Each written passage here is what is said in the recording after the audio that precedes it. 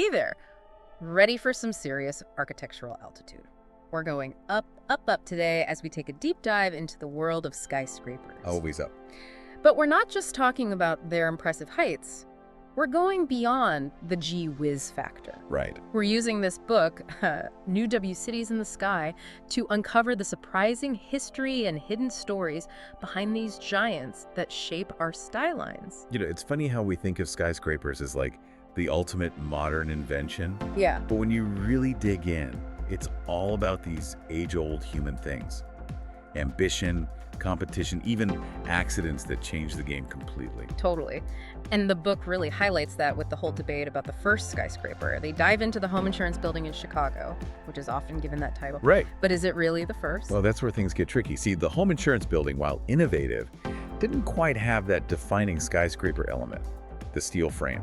We're talking a full-on skeleton of steel that holds the entire building's weight, letting us go way higher than those old brick buildings ever could. So it's the skeleton that lets them touch the sky, literally. And it's so interesting how the book talks about bamboo as inspiration for this. Oh, absolutely. Not just for those early skyscrapers, but even for like Fosler Khan's much later tube structures, which we'll get into. But what's the connection there with bamboo? Biomimicry, Yeah. pure and simple. Think about bamboo. It's so light, but incredibly strong and flexible thanks to that segmented design. Right. Early skyscrapers, with their vertical columns and horizontal beams, they were kind of mirroring that. And then Khan, centuries later, he looks at bamboo and boom, his bundled tube design is born. Wow. Revolutionized how we build tall by, Yeah.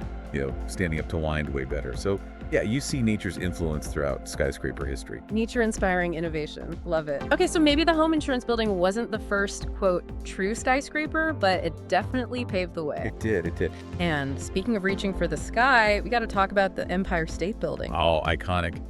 But here's a fun fact for you, that famous observatory, not in the original plan. Get out! No way! Why'd they add it then? Picture this, a race to be the tallest. The Empire State Building developers, they tacked on this mooring mast thing, thinking it'd be a parking spot for airships one day, just to beat the Chrysler Building. No way! So it was all about bragging rights. Basically. But here's the twist, that vanity height might save the building during the Depression. The observatory, which was an afterthought, became a huge moneymaker, bringing in crowds and cash when they needed it most. Proof that even, ego-driven decisions can have these surprisingly good consequences. Wild. It makes you wonder what other stories are hidden in these buildings, right? Now, switching gears to London for a sec, the book talks about how they resisted skyscrapers in the late 1800s, even with all the tech advancements at the time. Kind of strange, isn't it? What was the deal with that? Well, London had something New York didn't: space. They could just sprawl outwards. Plus, imagine some massive skyscraper dwarfing St. Paul's Cathedral. Yeah, I guess that wouldn't go over so well. Protecting the views of their beloved landmarks was a huge deal for them. They didn't want to mess with their skyline. Exactly. The book even tells this funny anecdote, right, about Queen Victoria, maybe influencing the rejection of a building near Queen Anne's Gate because it blocked the view. Wow. Okay, so height was about more than just practicality for them. It was symbolic. Totally. It became about their values, their aesthetic, how they saw themselves. London's resistance wasn't just, oh, we can't build that high. It was, we don't want to. It changed who we are. So it's a city's ego, but on a whole other level. Absolutely. Okay, so we got these early skyscrapers, each with their own story and quirks and reasons for existing. But what's fueling this modern skyscraper boom? Is it just developers wanting to leave their mark, or is there something more to it? Well, it's kind of like this intricate dance, you see. To really get what shapes skylines today, you got to understand the web of relationships involved. The book calls it a client-patron dynamic. Okay, break that down for me. Who are these clients and patrons? So picture this. You've got the architect and the engineer, right? They're like the clients hired by the developer, who's the patron in this scenario. But then the developer becomes the client, needing money from investors, their patrons. And on top of that, you've got the city itself acting as both client and patron, controlling what gets built, but also benefiting from the economic impact and prestige. Wow, so many players, so many interests, all pushing and pulling. Exactly. And it plays out so differently in each city. Take Hong Kong. Their crazy density, that's not about egos, it's about practicality. And a unique bit of their history, actually. Yeah, the book talks about their land lease system. It's like a left over from British rule that actually makes it worthwhile to build up. So it's not just a random choice history kind of nudged them in that direction. Totally. Shows how choices from centuries ago still affect a city skyline today. But that Hong Kong thing, prioritizing being practical over being flashy, that's just one side of the coin. Contrast that with all these iconic towers we're seeing now. The Shard in London, the Gherkin, they're like sculptures on the skyline. Yeah. Statement buildings for sure. It's not just about being tall, it's about having a distinct look. And that's the whole point. Cities are realizing that in today's world, a unique skyline, it's like their calling card. Attracts investment, tourists. It carves out their identity. They're not just reaching for the sky, they're reaching for recognition on a global scale. Like they're saying, hey world, look at us, we're here, we're doing things differently. Exactly. So we've gone from those early skyscrapers, each one a product of its time, to this new era where cities are consciously shaping their skylines to show off their ambition, their dreams, and even their desire to be recognized globally. It's amazing how a city's skyline becomes like its visual brand. But speaking of brands, what about the environmental impact of all this? I mean, how do we reconcile these massive structures with, trying to be more sustainable?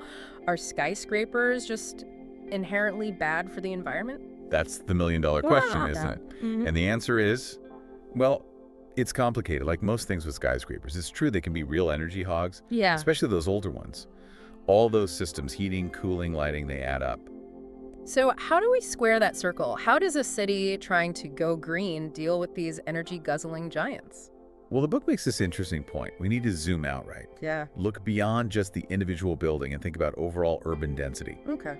A skyscraper might use a ton of energy, sure, but it also houses a lot of people in a relatively small space. Now compare that to sprawling suburbs where everyone's driving, heating, cooling their own houses. The energy use per person there could actually be higher. So it's like a trade-off. The skyscraper itself might be intense, but the lifestyle it allows for is actually more efficient. Exactly. And that's where this concept of embodied carbon comes in. Embodied carbon. Yeah. So that refers to all the emissions from making and transporting the building materials, not just the energy used once it's built. Ah, okay. So even if a skyscraper ran on like 100% solar power, there's still a carbon footprint from just creating the thing. Right. And it's a big one. The book really stresses how important it is to use more sustainable materials and practices in skyscraper construction moving forward. So what, like recycled steel, things like that? Exactly. Low carbon concrete is another big one. And get this, even timber is becoming more common. Wait, timber skyscrapers? Like made of wood? How is that even possible? It's pretty amazing, actually. There are more and more timber towers popping up all over the world. The technology is getting super advanced. And the cool thing is, when wood is sourced sustainably, it actually stores carbon. Wow. So it could actually be a more eco-friendly choice in the long run compared to using concrete or steel. That blows my mind a little bit. It changes how I picture a skyscraper, like when you imagine it made of wood instead of all that steel and glass. Right. It really challenges our assumptions. And it shows how the future of skyscrapers isn't just about reaching higher, but about doing it in a way that's better for the planet, rethinking everything from the ground up. Literally. Okay, that makes a lot of sense. Yeah. But we've talked a lot about the buildings themselves. What about the people inside them? What's it like to live and work so high up? Aren't we like programmed to want to be closer to the ground? That is the question. It takes us into some really fascinating psychological territory. Yeah. The book digs into the research on this, and as it turns out, it's not a simple answer. Oh, so it's not just skyscrapers equal anxiety. Not quite. Some studies do show a correlation between skyscraper living and things like higher stress, anxiety, maybe even more social isolation for some people. I can see that, being surrounded by concrete and glass, so far from parks and nature. Exactly. It's easy to feel disconnected. But here's the thing. Other studies highlight how well-designed skyscrapers can actually help build community and a sense of belonging, especially when they include things like shared spaces, amenities, that kind of thing. So it's not just about the height itself, but about how the building's designed to make people feel more connected. Exactly. That's where this idea of horizontality comes into play, even in these vertical spaces. Horizontality, what's that mean in this context? So it's about creating more opportunities for people to connect on the same floor, to counteract that upward feeling of a skyscraper. Think shared lounges, rooftop gardens, even just well-placed staircases that encourage people to walk between floors instead of always taking the elevator. So it's about bringing a little bit of that ground level human interaction to the sky. Exactly. Breaking down that siloed feeling, injecting some neighborhood vibes, even hundreds of feet in the air. That's so cool. But you mentioned earlier how skyscrapers are like a city's calling card. How intentional is that? Are cities really thinking about this when they plan their skylines? Oh, absolutely. It's like city branding, especially for places that want to be seen as global hubs for finance, tech, whatever their thing is. Yeah. They want their skyline to project a certain image. Like, we're modern, we're ambitious, we're open for business, that kind of thing. Exactly. And it goes beyond just having a few tall buildings. It's about those really unique, iconic towers we talked about. It's like choosing a bold font for your logo, making a statement. And that puts a lot of pressure on the architects. They're not just designing a building, they're designing a landmark. Totally. And that interplay between the architect's vision and how the city sees itself, that's where it gets really interesting. It's about more than just aesthetics. It's about telling a story, capturing a certain feeling. Right. Speaking of stories, what about that whole skyscraper curse thing? The idea that tall buildings are like bad omens for the economy. The book mentions that, right? Yeah. Oh, yeah. That's a classic. It's a good story, right? Like every new skyscraper is tempting fate. Right. But as the book points out, it's a classic case of correlation, not causation. So, like, saying that, I don't know, because ice cream sales go up in the summer and so do shark attacks, that eating ice cream causes shark attacks. Exactly. Just because a skyscraper is finished around the same time as an economic downturn doesn't mean one caused the other. The book actually cites research that debunks this statistically. Interesting. So are you saying it's more likely that the economy influences whether a skyscraper gets built in the first place? Absolutely. These projects are massive investments. Developers aren't just throwing them up willy-nilly during tough times. If anything, finishing one during a downturn could signal confidence in the future. That makes sense. It's funny how these myths persist, though. It's like, if enough people believe it, does it become a self-fulfilling prophecy? The power of belief, right? But moving from myth to reality, there's another layer to this whole skyscraper conversation: social equity. Some people see these buildings as just playgrounds for the rich, widening the gap between the haves and have-nots. I can definitely see that perspective. Skyscrapers, especially those super luxury ones, can feel very removed from everything else. For sure. But here's the thing. They can also be part of the solution. Really? How so? Well, one way is through mixed income development, basically including a variety of housing types within the same skyscraper. So you've got your luxury condos, but also more affordable apartments, creating a more diverse community within the building itself. Oh, interesting. So you're taking the idea of a mixed income neighborhood and like flipping it vertically. Exactly. And this is even more powerful when it's combined with public housing programs to make sure those affordable units are truly accessible. But it goes beyond just who lives there. Skyscrapers create a ton of jobs, which benefits everyone. Right. You've got the initial construction boom, and then all the ongoing jobs, the people running the elevators, managing the offices, all of that. And those jobs, they range from entry-level to highly specialized, which can really boost the local economy. So it's not just about the people in the skyscraper itself, but the ripple effect outwards. Like this whole ecosystem grows up around these buildings, but on a less concrete level, what about the impact on a city's, soul? We keep coming back to this idea of skyscrapers as symbols. What does that actually mean for the people down below? It's about the connections we make with the places we live, right? The Empire State Building became a symbol of hope during tough times. The Petronas Towers put Kuala Lumpur on the map. Skyscrapers can embody a city's dreams, its challenges, its victories. They become part of the city's story. Exactly. And that's what makes studying them so fascinating. They're not just steel and concrete. They're about us. Our relationship with the sky, our ambition, how we leave our mark on the world. It's about more than just going up. It's about what we choose to say when we get there. It really is fascinating how these buildings become like characters in a city's story, right? For better or worse. Definitely. But speaking of for better or worse, let's talk money for a sec. Because skyscrapers, they're not cheap, that's for sure. Understatement of the century. Is it all just a big game for wealthy developers, or is there some, broader economic benefit to these massive projects? Well, to get into skyscraper economics, we've got to address the elephant in the room. These things are ridiculously expensive to build. Think about the sheer volume of materials. We're talking steel, concrete, glass.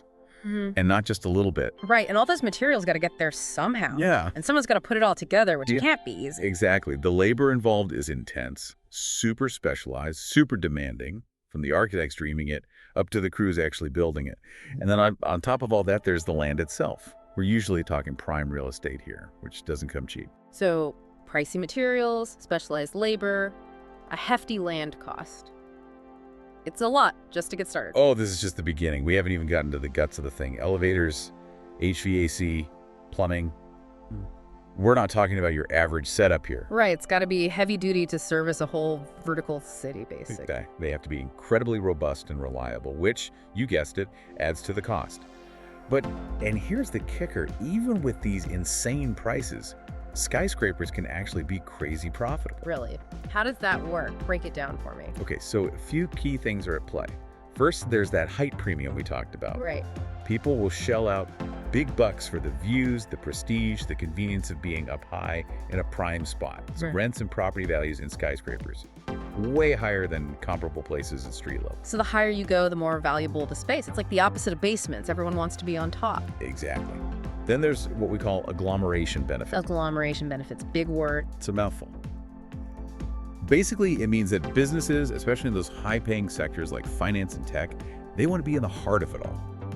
Close to other businesses, talent, amenities, all that good stuff that attracts the best people and drives innovation. And where's the most concentrated hub of all that? Skyscraper districts. So it's location, location, location, but like amplified. 1,000 times over. Yeah. Being in a skyscraper puts you right in the center of the action, literally. And we can't forget about the iconic factor. These buildings that are unique, memorable, maybe even a little controversial in their design, they command a premium too. Like they're not just a place to work, they're an experience. That's the idea. They become landmarks, tourist attractions, symbols of the city itself. And that translates into higher rents, higher property values. So you're not just buying an office, you're buying a piece of the skyline, you know? It's about the story, the brand. Exactly. And that's why you see developers willing to spend big on these attention-grabbing designs. They're creating landmarks that will hopefully increase in value over time, both financially and culturally. It's fascinating, really. Totally. It's this wild mix of like the practical and the aspirational. But for all this talk about money and ambition, we can't forget about the people, right? What's next for skyscrapers? Are we going to see those mile-high towers the book talked about? A mile high. That's a mind-blowing thought, isn't it? Yeah. And while it sounds crazy, we do have the engineering knowledge to make it happen. Wait, really? So what's stopping us from just building a skyscraper that goes right into the clouds? Well, the challenges are more about money and logistics than the actual building part. I mean, a mile-high building, that'd be astronomically expensive. And it's not like there's a line of people waiting to live or work in something like that. At least not yet. Plus, think about all the practical stuff. How do you get people up and down? How do you keep it safe? Right. And how do people even feel being that far removed from the ground? It's a whole other world. It's the big question, isn't it? Just because we can do something, should we? And that debate's going to continue as we keep pushing the limits of how high we can build. But even if we never see a building actually touch the clouds, one thing's for sure, we're not done with skyscrapers. Cities are growing, and these buildings, they offer a solution, even if it's not a perfect one, to the challenges we face. Density, sustainability, even creating those unique urban identities we've been talking about. It's about finding that sweet spot between dreaming big and being responsible. Right. Pushing the limits while thinking about the impact on people and the planet. 100%. And I think that's what we'll see in this next generation of skyscrapers, a focus on balance. We're already seeing really exciting innovations, new materials like timber, bringing nature into these vertical environments, designing spaces that foster a sense of community and well-being, even high in the sky. It's like instead of just bigger is better, it's more about better is better. Thinking about the social and environmental impact just as much as the architectural statement. Exactly. It's about recognizing that skyscrapers are more than just conquering height. They're about enriching the human experience, creating places that inspire, connect, and contribute to a better future, both for us and the planet. I love that. It's like these buildings, they're a reflection of us, you know, our values, our hopes for the future. So to everyone listening, next time you look up at a skyscraper, remember it's more than just steel and glass. It's a testament to human ingenuity, a symbol of our connection to city life, and a window into what's possible. Thanks for joining us on this deep dive into NEW Cities in the Sky. Until next time, keep looking up.